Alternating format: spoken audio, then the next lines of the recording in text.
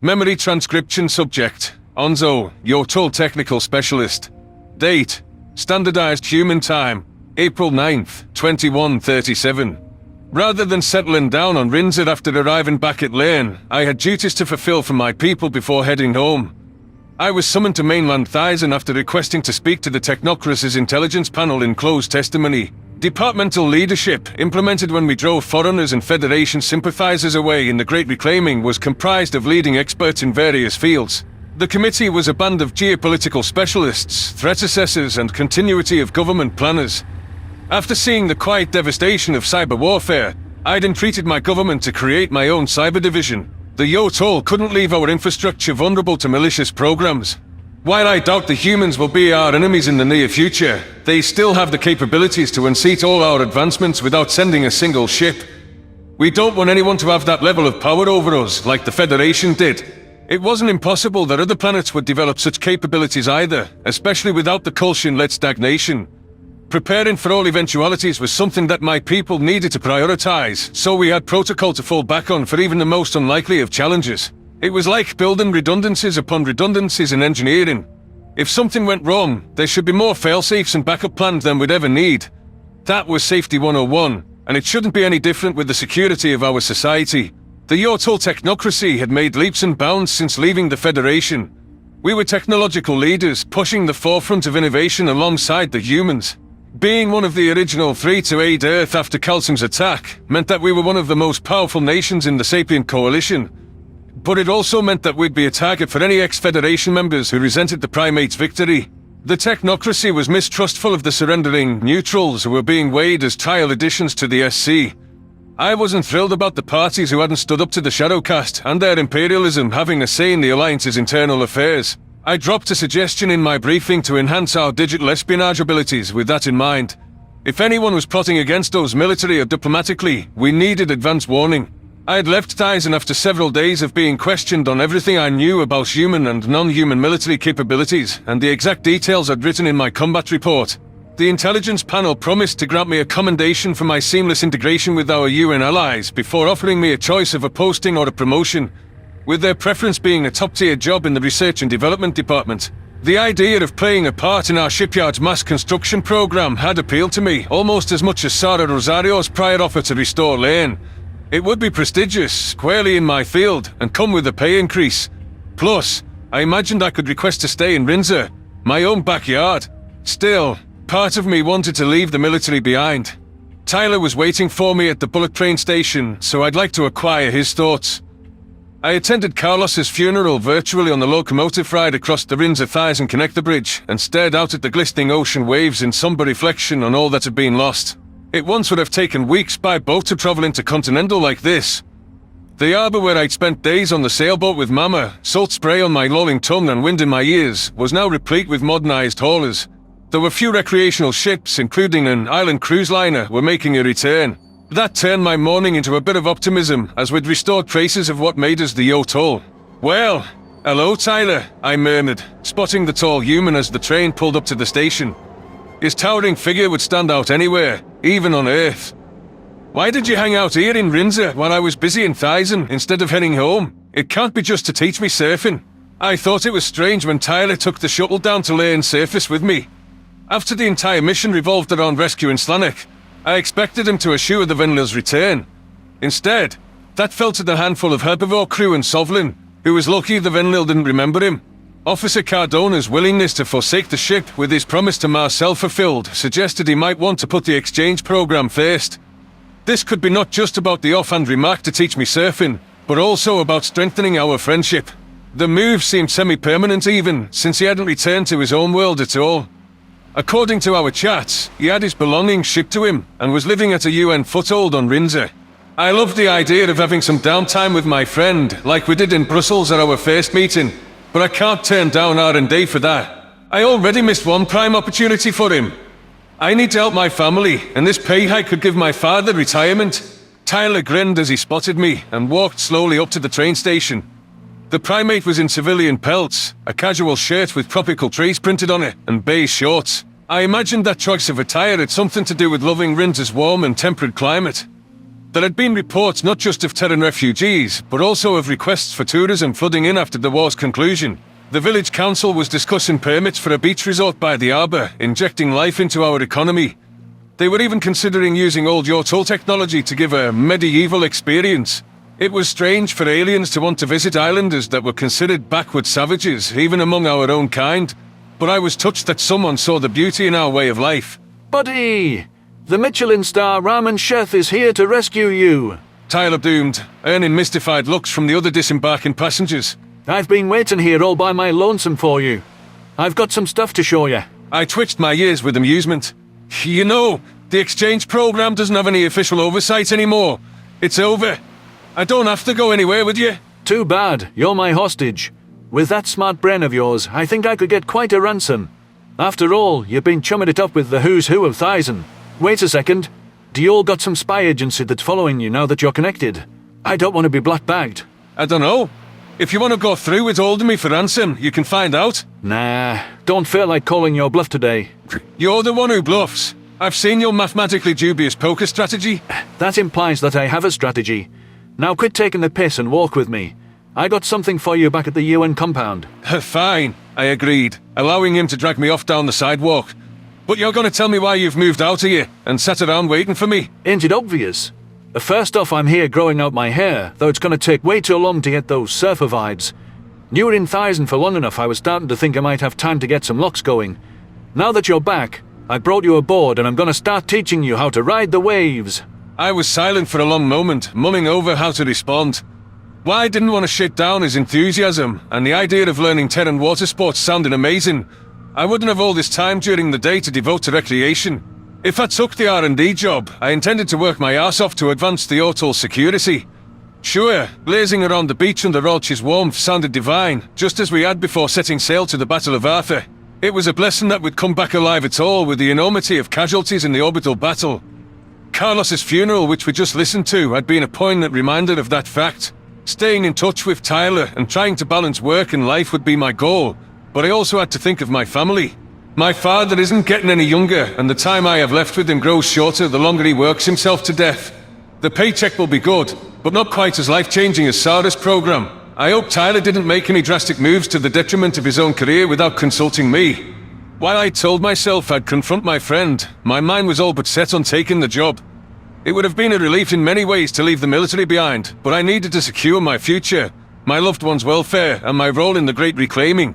Very few people were offered two once-in-a-lifetime opportunities in short succession, so I'd be foolish to pass on an upgrade like this a second time. Years of studying engineering pointed to this path, so I wasn't sure why I yearned for something more peaceable. When I'd watched the bombs fall on Kato, my conscience had shuddered to think of building the tools to enable such devastation. Yet I knew the technocracy wasn't the Dwerten shield. We wished to protect ourselves and level the playing field. It wasn't the same. Seriously, Onzo. All I wanted since first contact was to be friends with aliens. Problem is, I'm louder and less cleaned up than Marcel. Tyler remarked, prompting me out of my silence. On Learn, there's none of the fucking fragile prey act. I thought a change of scenery would be good for me, else I'm gonna punch Hunter next time he makes one of his shitty comments. Sovlin needs a place to come home to more than me. He's doing good work. My tail swished in acknowledgement. That Khajiit found his calling. I never thought I'd even praised the Yortul's culture. But the more I consider it, the more I think those primitive comments were rooted in jealousy. That we still have our identity. Maybe. Point is, I got to transfer here to literal fucking paradise on my favorite SC planet. Being near my best friend is a cherry on top. You can nerd out about all the Yortul culture you want, Onzo. We don't got nowhere left to go. Not even to check on Slanek and Marcel. The beauty of FTL comms. I don't like the idea of going to Skalga with Putter Visor on it Veln as leader. Those two can come visit here, but I doubt that'll happen anytime soon. Shit, that's right. I meant to give you the scoop on how they're doing. Marcel's been texting me, and he sent a video update a few hours ago, but I saved it to watch with you. 1 second. The human flashed his canine teeth, nearly throwing his holopad into my hands after pulling up the video. It was the same enthusiasm that had led him to call Marcel back in the lab, which, in fairness, had paid dividends despite its risks. It was obvious how much Tyler cared for the people close to him, with how he'd pledged to go to the galaxy's most spectacular battle to rescue a friend. Despite losing the Learn Restoration job, I was glad that I'd gone with my friend. It would have been much harder to coax the Venlil back to the ship without me. If love had lasted through the brain experimentation, it was possible the hatred for Sovlin would have lingered too once the salt monster laid eyes on him. I peered at the recorded face of the red-haired Terran who had a sheepish Slanek curled up next to him in the video. Marcel smiled at the camera, with scars weathering his face.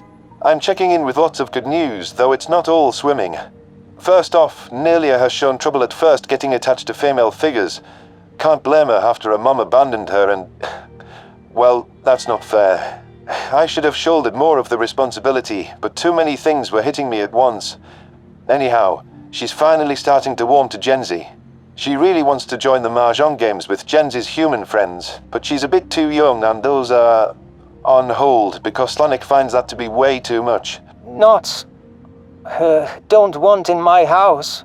The Venlil croaked. Supposed to be safe. I know, buddy. I'll protect you, right? What the Kolshians told you about us isn't true. You lived on Earth and with our soldiers for months, and no humans hurt you. I don't remember. You said I trained with that... Tyler. He rescued me.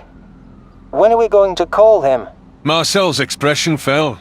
We're calling him right now, buddy. Focus up. Look at the holopad camera. You see? It's on. We've been filming for about 30 seconds. Tyler did go through the instinct suppression program with you, and we visited Skalga. Where... what is Skalga? It's Venlil Prime's name now. They voted it in officially a few weeks ago. It was the name before the Federation. World of Death. You remember what I told you about them screwing over the Venlil? Don't cry. It's all right. I'll just keep reminding you of things. It's hard. Keep things. Brain catches nothing. I'm tired. You can nap right here until the nice Cerulean doctor comes to try to help you. If the Kolshians did this to you, then maybe it can be undone, right? I just wanted you to remember how our first visit to your planet together was with Tyler, while a cute little Tillfish kid named Vernt rode on his shoulders. That was after he saved us on Silis, flying into headlong danger. He's a bro. Why don't you be a brave Venlil and wave at the camera? Slanek took a moment to locate the camera before giving a disjointed swish of his tail. There. Sleep now. Marcel gently pulled the Venlil's already dozing head onto his stomach. Shit. You see what's wrong? I was going to start with the good news, like how my gene reversal went off without a hitch. No more allergic reactions from the slightest whiff of animal stuff. I can move back to Earth whenever, but I'm staying because Slanek need me. Yes. Stay. The Venlil murmured. Love Marcel. You know I love you, buddy. I'm right beside you. I won't sugarcoat it, Tyler. Our pal here is pretty fucked up. They did a number on him. His short-term recall is hit or miss since he can hardly focus, so I wind up explaining things several times. Any human that's not me, sometimes even just sighted out of the window, makes him shut down.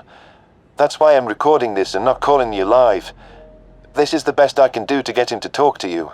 I pinned my ears against my head. By Ralchi, this is terrible. Seeing Slanek like this.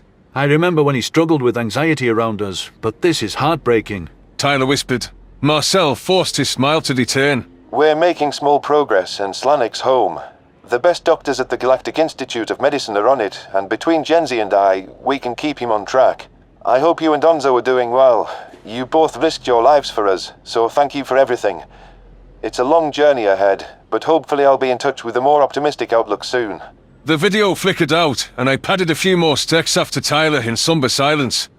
It would be difficult for Slanek to escape the lab's effects, though at least he wasn't separated from his friend. I hoped that with medical aid, he'd be able to regain his faculties. It was only as I passed the holopad brack that I noticed we were nowhere near the UN compound where Officer Cardona claimed to have a gift for me. I thought the primate spoiled the surprise by announcing that he'd transported a surfboard here, but this looked like the research complex for the Lane Restoration Project. Sarah Rosario was waiting by the gates, a lab coat over her shoulders. Did Sarah reach out to Tyler somehow? She was definitely expecting us, and we didn't wander here by mistake. I don't want to get my hopes up though. I turned down the job and didn't expect her to hold it. Tyler clapped me on the back, his jovial mood returning as he saw my surprise. Surprise! My transfer was really a security for this complex here. You thought I wouldn't find out that you turned down this project for me and didn't tell me so that I wouldn't feel guilty. I sensed something was off, so I did some digging. When I found out from Tyler why you passed upon the job, Onzo, I was even more impressed with you. Your loyalty is admirable. Sarah chimed in. I was happy to hold the position for as long as it took. I also took the liberty of getting the go-ahead from your government. The posting is yours, at the same price tag as the original offer, if you want it. You can't be serious. You both did that. For me. I blinked several times, recalling how enthusiastic I'd felt on my tour of the facility. The Henses had been such a welcome sight from our past. R&D was a wonderful, technical gig, but this was the job that spoke to me. Yes! Ralchi! I could leap into orbit with joy. I want nothing more than to restore Lane to its former glory, even if it means I have to work with this bozo. That's not very nice, living geyser of fun facts. Tyler objected. I spent weeks planning how to give you the perfect return home, and this is my reward. What do you humans say? Cope and seethe. Tyler scowled at me before I tackled him in a hug. He pried my arms off him, holding a finger to implore me to wait. His blue eyes winked at me, suggesting he had something else in store for fulfilling my dreams. I tilted my head to the side, watching as he hurried over to earth animal cages outside the facility. I recalled the Terrans had been importing pets as a stopgap for Yotol citizens. The primate clasped a lead in his hands, coaxing a massive mottled grey canine from the enclosure toward me. I recognized the dog as his pet Zeus, the Great Dane. Officer Card's owner hadn't left Zeus behind on Earth. I supposed it would be possible to get permission for canine companions, but why bring him here ahead of my arrival? His beloved pet should be at his place of residence, in comfortable surroundings. The human smile widened as he fitted the leash's loop around my wrist. Zeus turned around to sniff at me with a wet nose before wagging his tail with affection. The domesticated animal must recognize my scent from his owner's pelts. Tyler and I both talked about how you wanted a big dog after the war. Sarah commented. The blonde human bobbed his head. I knew what I had to do. He's yours. My eyes widened, staring at the gigantic canine. What? No. I can't take Zeus, Tyler. Is your pet? You love him? Yeah, but I can't have him on the base. I know you'll take good care of him, so I wanted you to have him. Don't worry, I'll tell you everything you need to know about owning a pupper. Helps me too, 'cause I'll get to see him on a regular basis. It's a win for everyone involved. I don't know what to say. Say that Tyler is the best human to ever grace this universe. Fuck no. But I'll say you're a great friend. I'm glad I've gotten to know you. And if you're sure you're okay with it, I would be honored to have Zeus. He's going to be the most spoiled dog in the galaxy. Damn straight. Especially when I come over and bring him treats and dog bones. Definitely couldn't talk about how Predator Zeus loves chomping down on bones to any other herbivore. Long as it's not my bones, I don't care. Henses hunted live prey back on the farm. Unless you got squirrel equivalents out here, Zeus won't chase nothing. He's a good boy. He sure is. But I'm not sure I can take him right now. I'm sure I'm behind on lots of work in the project. I'm eager to get started, Dr. Rosario. Sarah chuckled to herself, stress lines fading from her face. Well, you start the job today, Onzo. How about for your first assignment you take your dog home and go to the beach with this guy for some surfing lessons?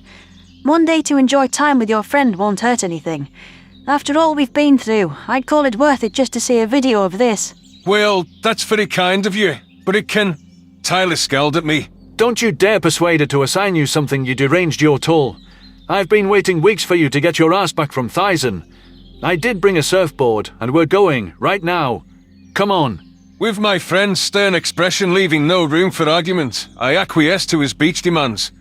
The idea of building an entire society rather than just spaceships helped me feel that Lane was in control of our destiny once more. I hadn't dreamed that everything would fall back into place so perfectly, but I had Tyler to thank for that. He'd appreciated the sacrifice he was never supposed to know I made. There'd been no more missions to drag us away from home, and our packmates' fates were out of our paws. It was time to make a life here, one that involved a big dog today, and Henses in the future. I was grateful that I could live in a galactic community where I'd be seen as an equal, and that I could work alongside my friend to fulfill the magnificent dreams I had for the Yotol people.